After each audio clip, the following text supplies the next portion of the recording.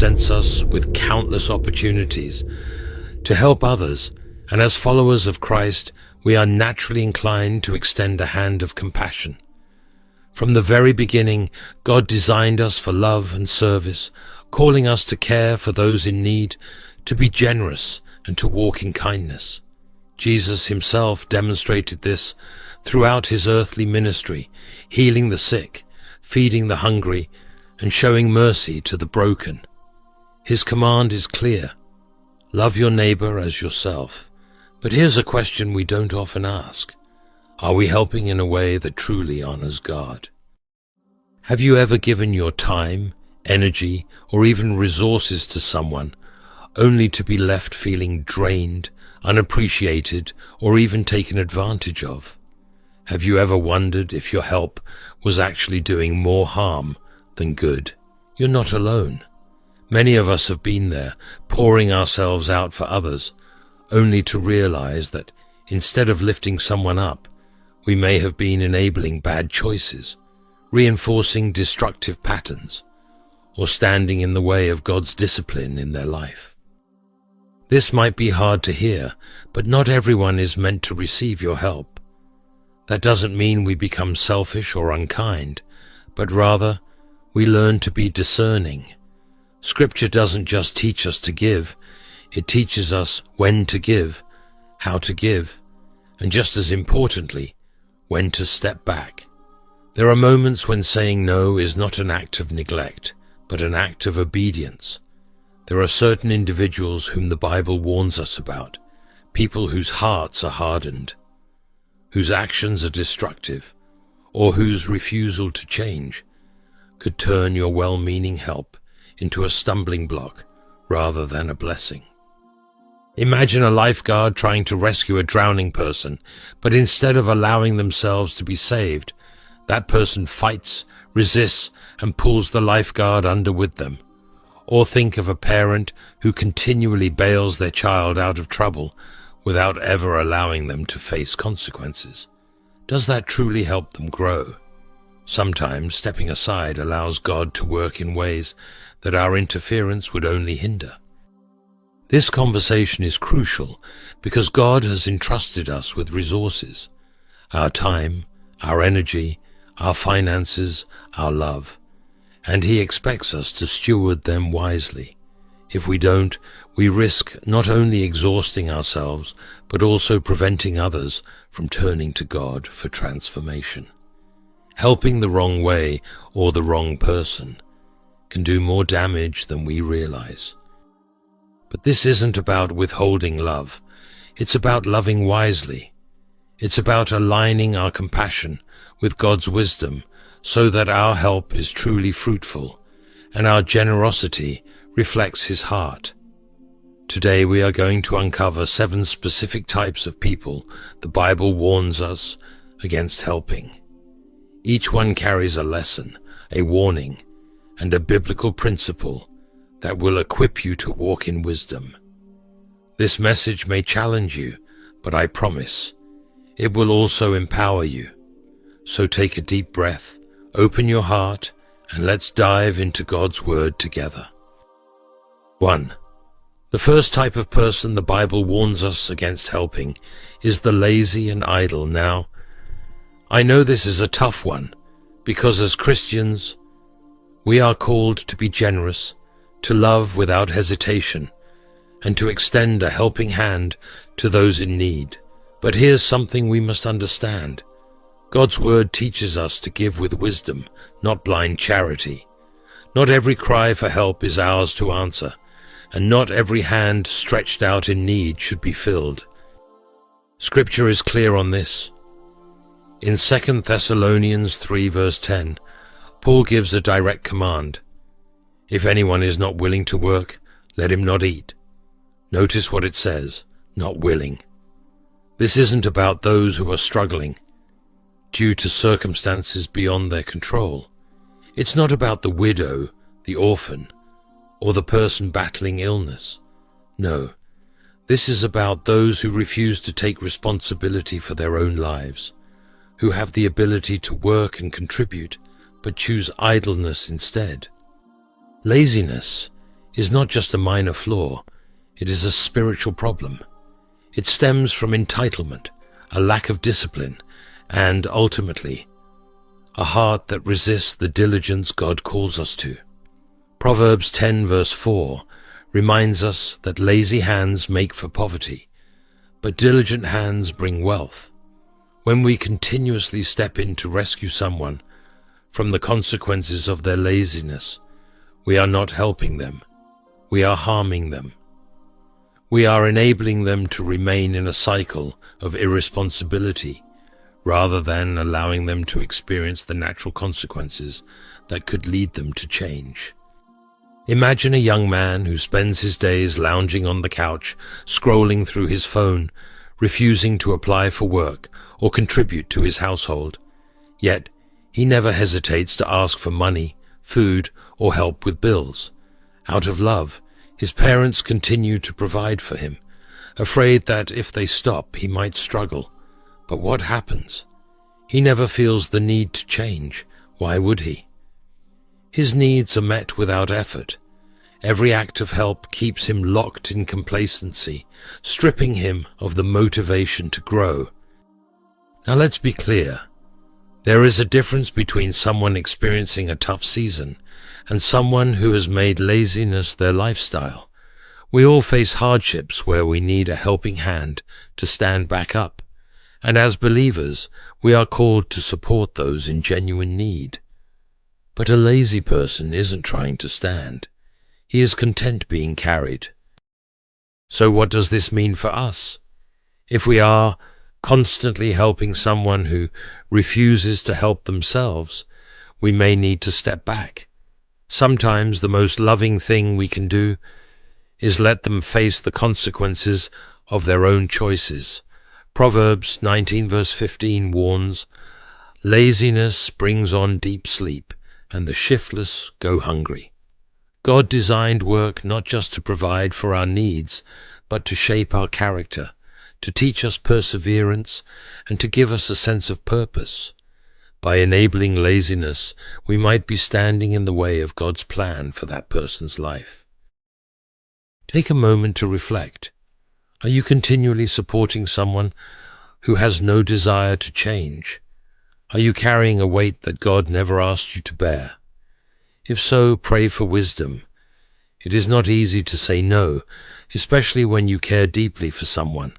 But sometimes withholding help is not an act of cruelty. It is an act of obedience. Let your help empower, not enable. Let your love be guided by wisdom, not guilt. And above all, trust that when you step back, God is still at work. 2. Now let's turn our attention to the second type of person. The Bible cautions us against helping the proud and arrogant. This one can be particularly challenging because pride doesn't always announce itself loudly. It doesn't always look like boastful words or an inflated ego. Sometimes it wears the disguise of charm, confidence, or even self-sufficiency, but sooner or later it reveals its true nature, and when it does, it creates an impenetrable wall that prevents real transformation. Pride is deceptive. It convinces people that they don't need help, not from you, not from others, and sometimes not even from God. This is why Scripture warns us so strongly against it. Proverbs 16 verse 18 states, "Pride goes before destruction, a haughty spirit before a fall. Those who are consumed by arrogance walk a dangerous path, blind to the very pitfalls ahead of them." And here's the hard truth. No matter how much you want to help them, they won't receive it in the way you intend. Their pride distorts their perception, making them see guidance as an insult and correction as an attack.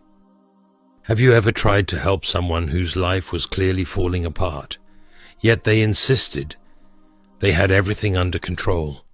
Maybe you offered them advice, resources, or support, but instead of gratitude, you were met with excuses, resistance, or even hostility. That's pride at work. For a prideful person, accepting help would mean acknowledging they are not in control, and for some, that is simply unbearable. James 4 verse 6 gives us a sobering truth.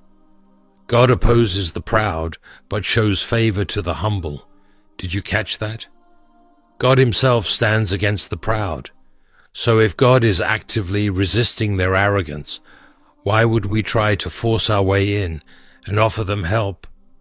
When we try to rescue those who refuse to humble themselves, we may actually be interfering with the discipline God is using to refine them. There's a story of a man who struggled financially after making reckless decisions. A friend, seeing his distress, offered to help him create a budget and develop a plan to regain stability, but the man refused. He didn't want to admit he had made mistakes, nor did he want anyone implying that he needed guidance. Instead, he continued to borrow money and repeat the same patterns, all while pretending he had it under control.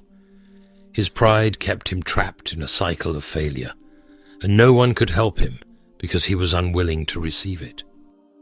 So when someone's arrogance prevents them from accepting help, the wisest thing you can do is step back and pray for them.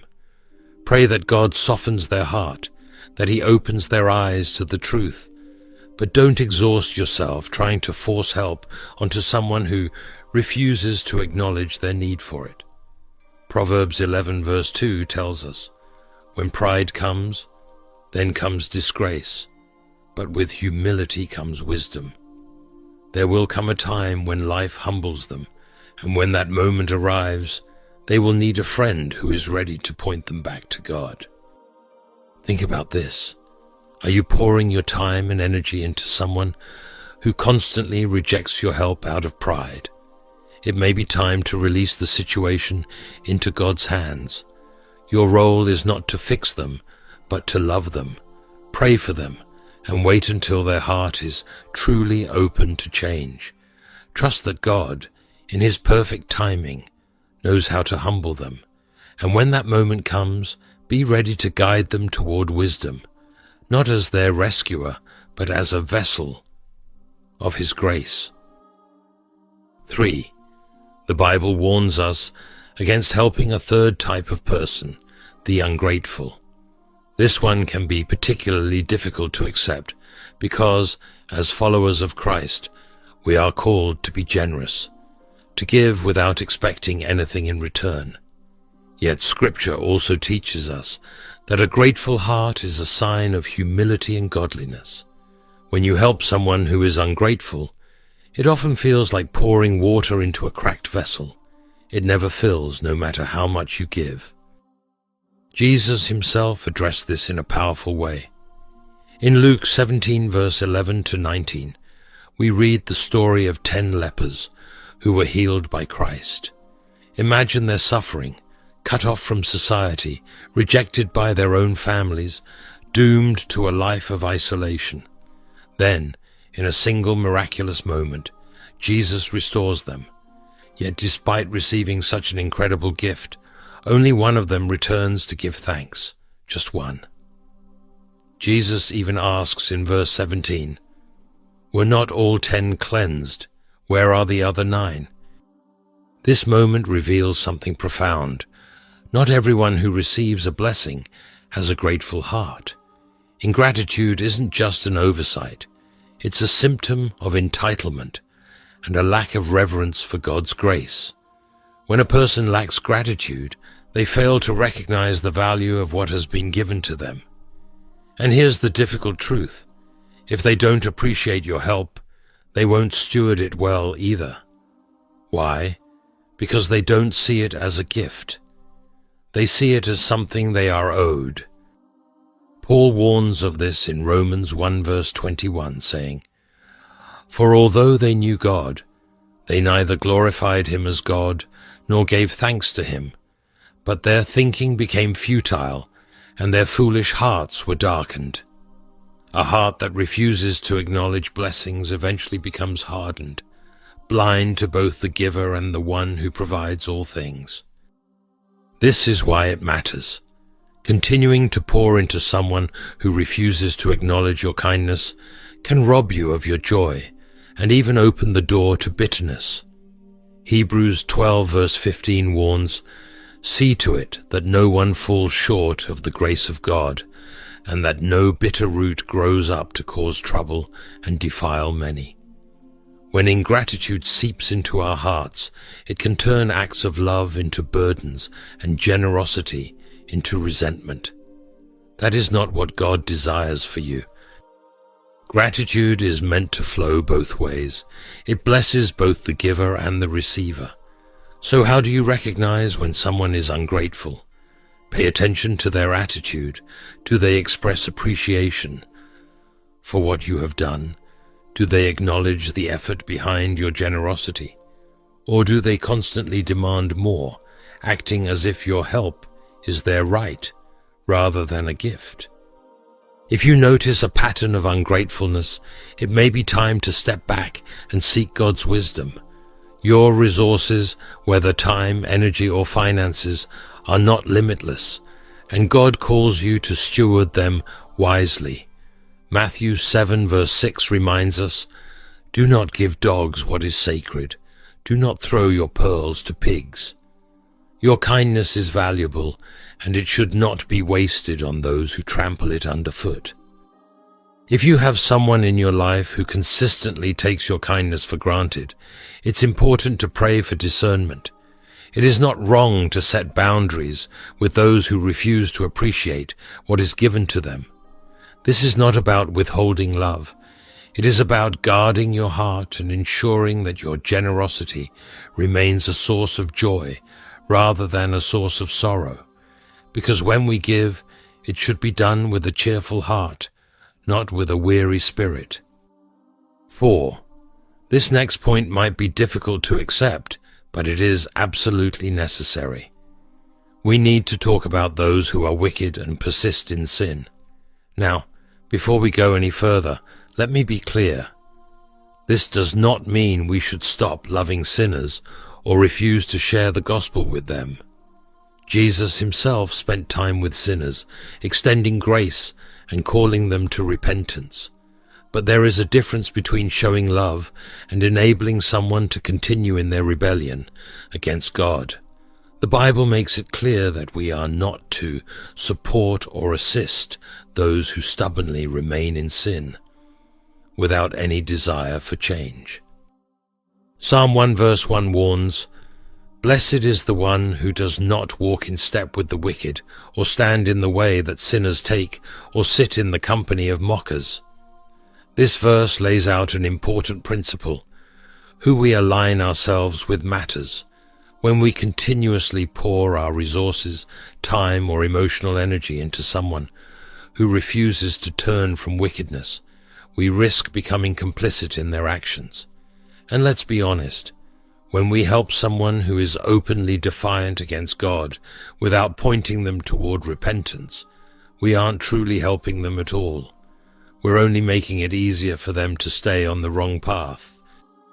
A powerful biblical example of this is found in 2 Chronicles 19 verse 2.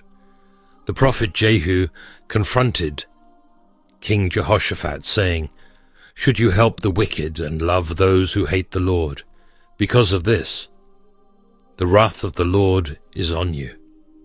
Jehoshaphat had formed an alliance with Ahab, one of the most ungodly kings in Israel's history, and God was not pleased. This story serves as a sobering reminder that aiding those who defiantly oppose God's ways can bring unintended consequences upon us as well. Proverbs 6 verse 16 to 19 lists 7 things that the Lord detests, including a heart that devises wicked schemes, feet that are quick to rush into evil, and a false witness who pours out lies. If someone is actively living in sin, whether through deceit, violence, immorality, or outright rebellion against God, continuing to help them without addressing their behavior is dangerous, not just for them, but for you as well. And here's where it gets even harder. Sometimes stepping back from someone who is entrenched in sin can feel unloving. Maybe it's a close friend, a family member, or someone you've known for years. But let me remind you of this. True love does not ignore sin. True love leads people to repentance. Proverbs 27 verse 5 tells us, "Better is open rebuke than hidden love." There are moments when the most loving thing we can do is to confront someone with the truth and allow them to face the consequences of their choices. That is not rejection, it is tough love. Consider this. Are you extending help to someone who continues to live in sin, only to realize that your support may be enabling their behavior? Seeking God's wisdom in such situations is essential. Pray for the strength to speak truth with love and the discernment to handle it with grace. Your purpose is not to judge or condemn, but to lead them toward repentance. However, when a person refuses to change, there comes a time to step back and allow God to work in their heart. Sometimes distance is the very thing that opens their eyes to their need for Him. 5. The fifth type of person we are warned against helping is the fool. Now, let's be clear. This is not about someone who simply lacks knowledge or makes mistakes. After all, we have all made foolish choices at some point in our lives. But what Scripture is referring to here is a persistent fool, someone who stubbornly rejects wisdom, repeatedly makes destructive decisions, and refuses to learn from their own failures. The Bible speaks extensively about the fool, warning us of the dangers of engaging with them in a way that enables their reckless behavior. Proverbs 26 verse 11 gives us a vivid image. As a dog returns to its vomit, so fools repeat their folly. It's a striking and even unpleasant picture, but it makes the point undeniably clear. A fool is not just someone who makes mistakes. They are someone who continually goes back to the same harmful choices, showing no desire to change or seek wisdom. And here's the hard truth. When we keep stepping in to rescue a fool from the consequences of their actions, we are not truly helping them. We are merely prolonging their cycle of destruction. Have you ever tried to help someone who simply refused to listen? Maybe you gave them wise counsel, bailed them out of trouble, or tried to guide them onto the right path, only to watch them go right back to the very thing that caused their downfall. It's exhausting, isn't it? The Bible acknowledges this frustration and warns against investing our efforts in those who refuse to accept wisdom. Proverbs 23 verse 9 instructs us, "Do not speak to fools, for they will scorn your prudent words." In other words, wisdom is wasted on someone who has already decided they will not listen. If that weren't serious enough, Proverbs 17 verse 12 gives us an even stronger warning.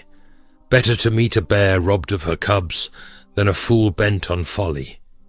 If you have ever heard stories of a mother bear protecting her cubs, you know just how dangerous that situation can be.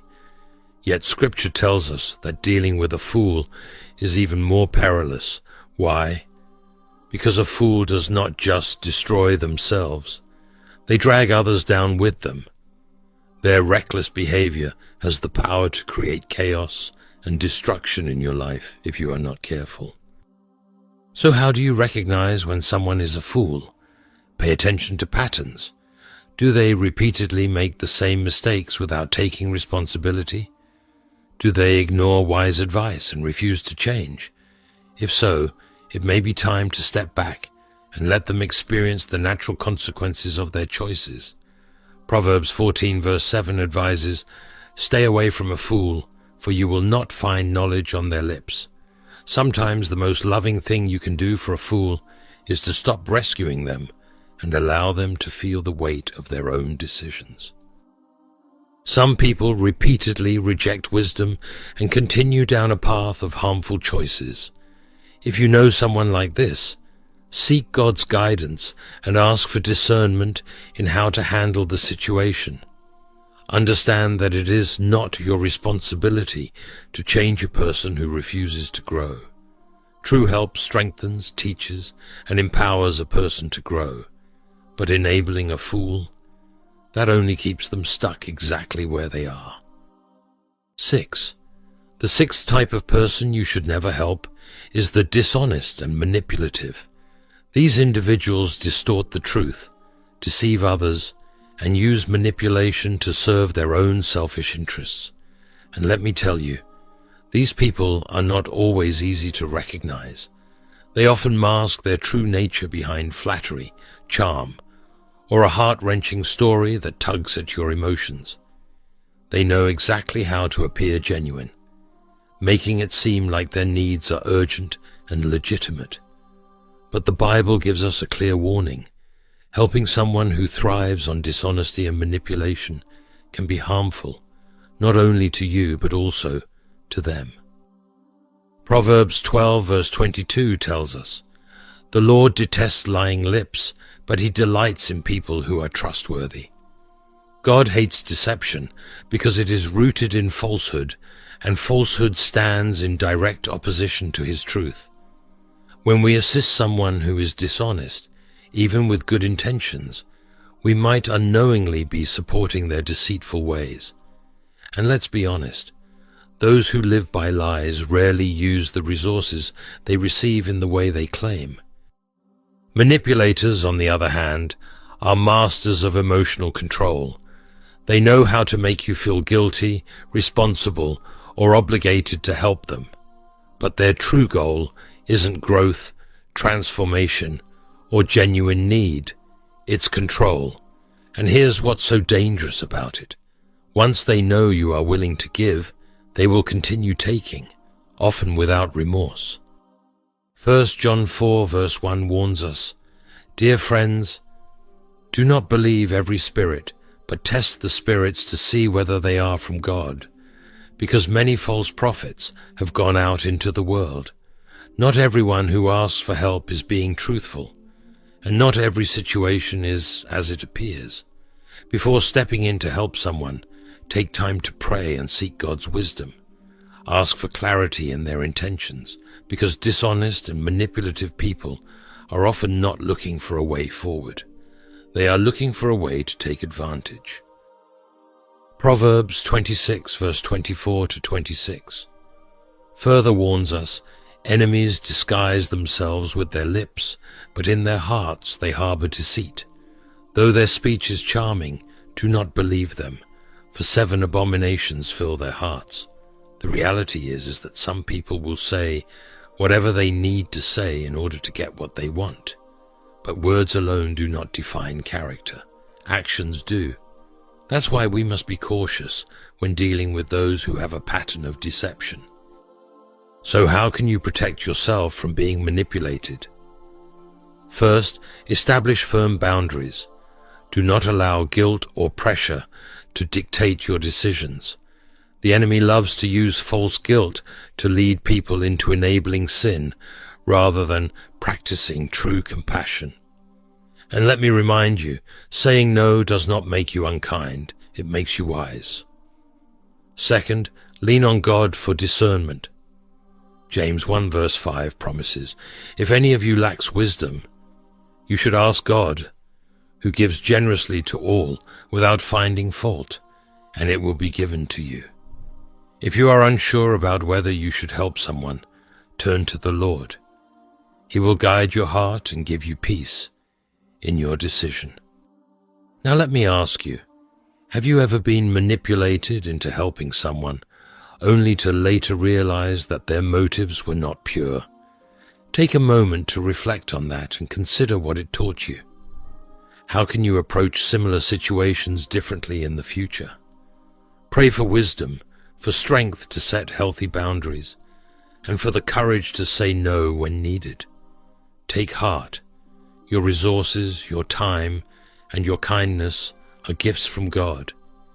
They are meant to bless those who truly need them, not to be wasted on those who seek to exploit your good heart. 7. Lastly, the 7th type of person the Bible warns us not to help is the unrepentant. These are individuals who refuse to acknowledge their sins, take responsibility for their actions, or turn away from wrongdoing. And let me tell you, this can be one of the most deceptive traps for a compassionate heart.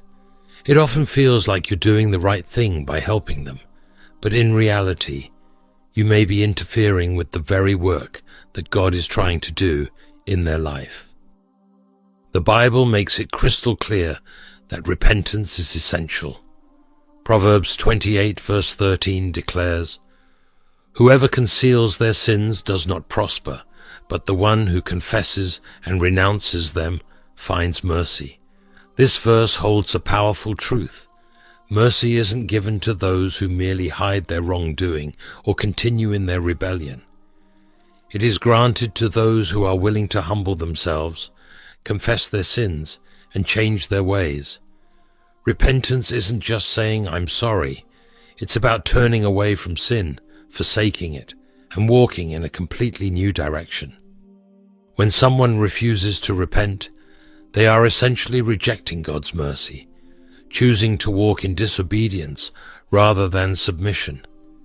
And if you step in to help them, if you offer them comfort without addressing their spiritual need, you might unknowingly be encouraging their behavior rather than pointing them toward transformation. Hebrews 10 verse 26 warns us with sobering clarity. If we deliberately keep on sinning after we have received the knowledge of the truth, no sacrifice for sins is left. This isn't about struggling with sin and seeking God's grace. It's about those who know the truth, yet willfully continue in disobedience. When you help someone in that state, without challenging them to repent, you risk enabling their rebellion rather than guiding them toward redemption. Let me share a real-life example. There was a man who struggled with substance abuse for years. His family loved him deeply and desperately wanted him to recover. So they paid his rent, gave him money, and bailed him out of trouble time and time again. But every time they helped, he used their support to fuel his addiction. Despite their good intentions, their assistance allowed him to avoid the consequences of his choices. It wasn't until they stepped back, until they refused to give him money, until they required him to take responsibility for his actions, that he hit rock bottom and finally decided to change. Sometimes the most loving thing you can do for someone is to let them face the full weight of their decisions. Jesus himself gives us a powerful truth in Revelation 3 verse 19. "Those whom I love, I rebuke and discipline. So be earnest and repent." True love does not turn a blind eye to sin. It does not excuse or enable destructive behavior. Love calls for repentance. Love desires transformation. And when we continue to help someone who refuses to repent, we may be standing in the way of the discipline God is using to bring them back to Him. So how should you handle someone who is unrepentant? First, pray for them. Pray that God will soften their heart, open their eyes, and lead them to the truth. Second, speak the truth in love. Ephesians 4 verse 15 reminds us, "Instead, speaking the truth in love, we will grow to become in every respect the mature body of Him, who is the head, that is Christ." Sometimes a loving but firm confrontation is necessary to help someone see their need for change. And third, set boundaries. Refuse to enable their sinful behavior and trust God to do the work in their heart. Do you have someone in your life who is caught in sin but refuses to repent? And are you helping them in a way that might actually be preventing them from facing the consequences they need to experience in order to change? If so, seek God's wisdom.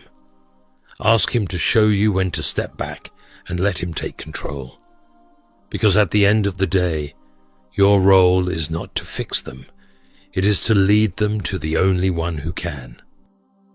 Before we close this message, I invite you to join me in a fervent prayer. Let us come before God with open hearts, seeking His wisdom, strength, and discernment. This is not just a prayer of words.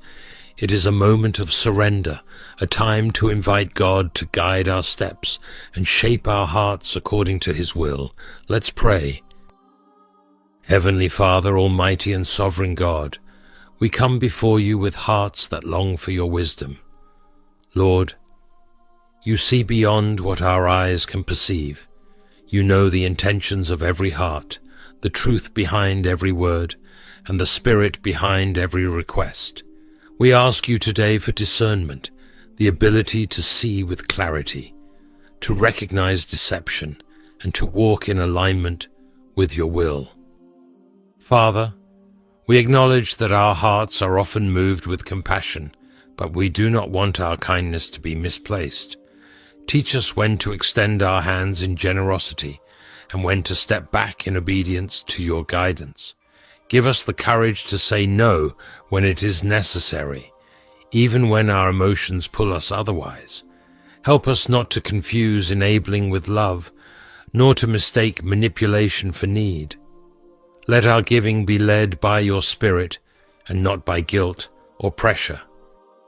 Lord, for those in our lives who are trapped in deception, rebellion, or unrepentance, we lift them up to you.